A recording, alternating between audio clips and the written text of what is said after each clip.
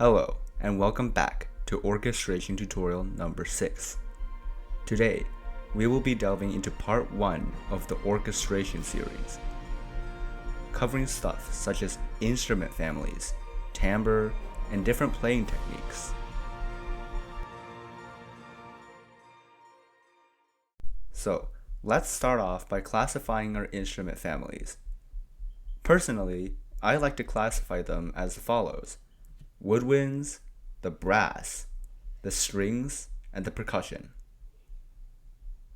Any other instrument is an outlier and it can be considered their own family, such as synths. So, which instruments are commonly found within each instrument family? In the woodwind family, we have several types of instruments. Let's start off with the flutes and piccolos. These two instruments have very similar timbres, which is to say that they have a very similar sound. Piccolos, on the other hand, have a range that is one octave above the flute, and they can play much higher. These are probably the most recognizable timbres or sounds in the entire woodwind section. Next, let's move on to the reeds, with the clarinet and bass clarinet. The clarinet and bass clarinet have a woody sound, almost.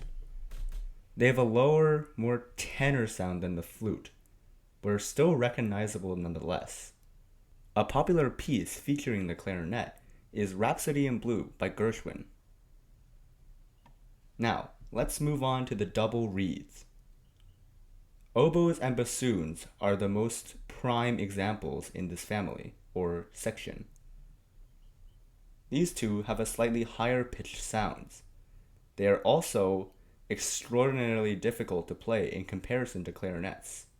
Oboes are often described as the naughty boy of the orchestra by some orchestration manuals, as their timbre allows them to stick up above all else. Bassoons, on the other hand, sound similar to oboes, but are instead purposed for the bass clef, which means that they will fill out the timbre and range down there. Let's move on to the brass, which has several notable instruments that you will easily recognize. First off, we have the tuba, which has a large, warm, and low timbre.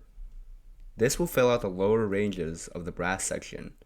Accompanying them in the low range are the trombones and bass trombones. These instruments have a slightly sharper timbre than the tuba. The bass trombone features a wider bell, which means that it plays at lower ranges. Higher up in the tenor range, we have the horn in F, or the French horn. The French horn has a warm timbre, but it can also play very sharply. The French horn is often featured in heroic pieces. You can find them often used in pieces by John Williams. Finally, rounding out the high section, we have the trumpets. The trumpets, as you can imagine, sound triumphant. However, they can also be used to accompany sad music. The timbre of these instruments is all up to you. Now, if you have tried to compose for any of these instruments at this point, you might have noticed that entering the same note on different instruments will produce different pitches. This is because these instruments are tuned to different pitches. To explain this properly, you must refer to the range of the instrument. For example, French horns are not written in the key of C. Instead, their key or tuning or transposition is almost like the alto clef, but not quite. This is because above a certain range, the French horn starts to be impossible to play. Similarly, at a much lower range, it also starts becoming impossible to play. If you were to go with either treble or bass clef, you would end up having to read many ledger lines, which is not preferable for the instrument player. Additionally, this is for ease of access. Let's take the saxophone family, for example. These instruments come in soprano, alto, tenor, and bass.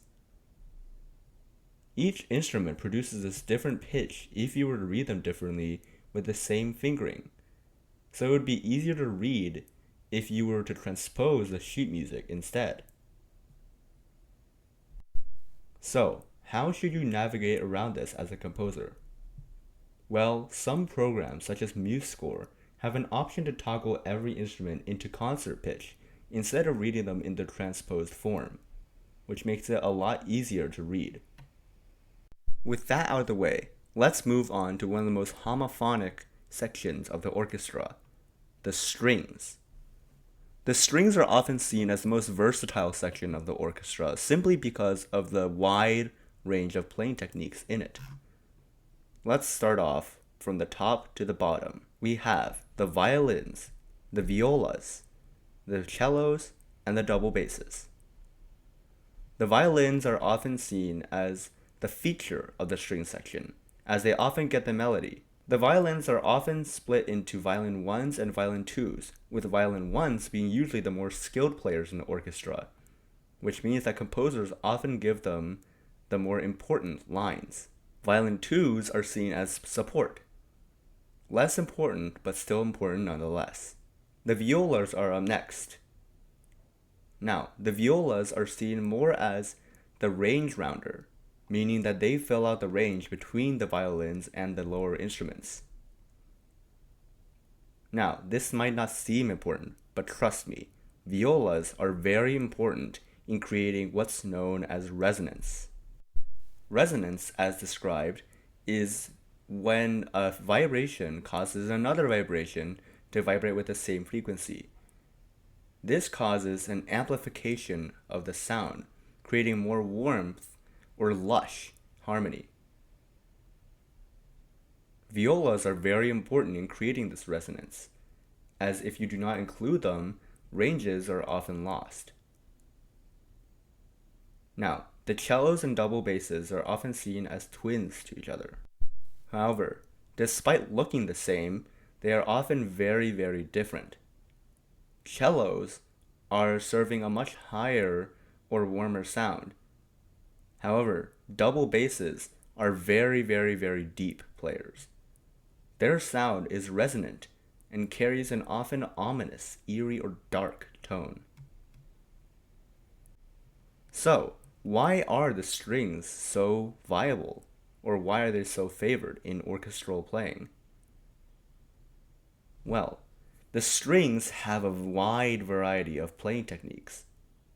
Oftentimes, composers get confused or baffled at how they play. Let's start off with the basics.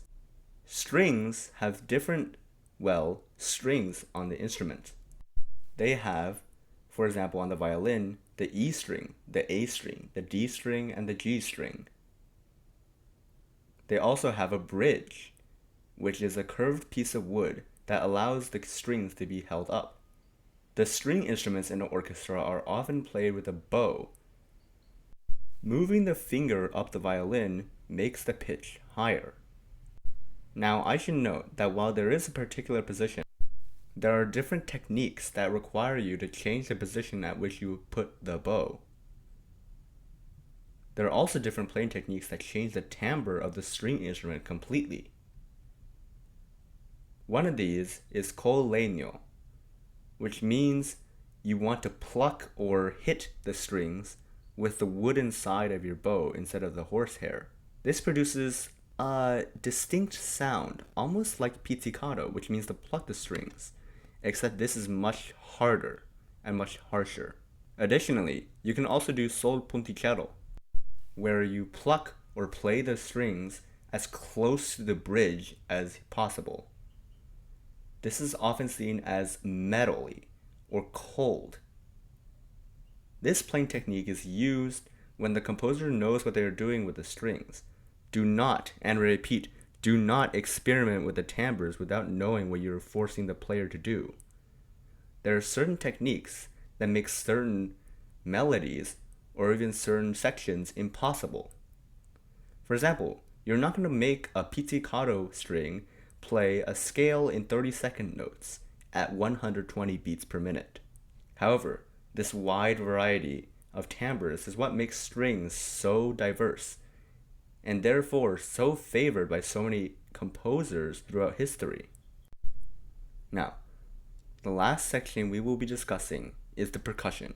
The percussion are a very important section, but also unique nonetheless. In melodical sections of your piece, I should note this.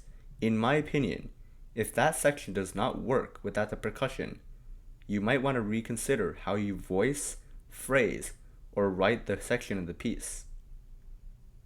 In melodical sections, the percussion should often be used to amplify that piece. It shouldn't rely on it. With that out of the way, let's discuss some common percussion instruments. First off is the timpani. This is often seen as the most dramatic instrument. It is also seen as the most unique percussion instrument because it is a very low-pitched instrument that can also be tuned. Orchestras often have 3 to 4 timpanis, which means that you can have 3 to 4 pitches at once. However, in the middle of a piece, if a timpanist has a large rest, they can often tune their timpanis to different pitches while they're waiting to come back in again. This gives you a lot more flexibility as to how you write for them. Since their pitch is so low, you often won't hear it when you're sitting in the audience.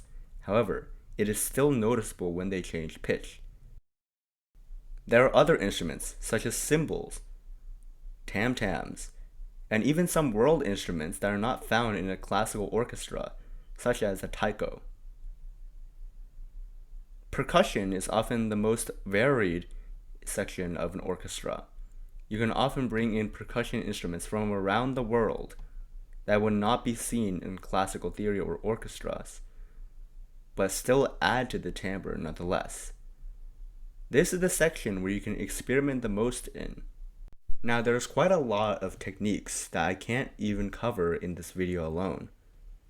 If you want to know more about these instrument families, go search them up online, find out more playing techniques about them, and incorporate their different timbres into your own pieces of music.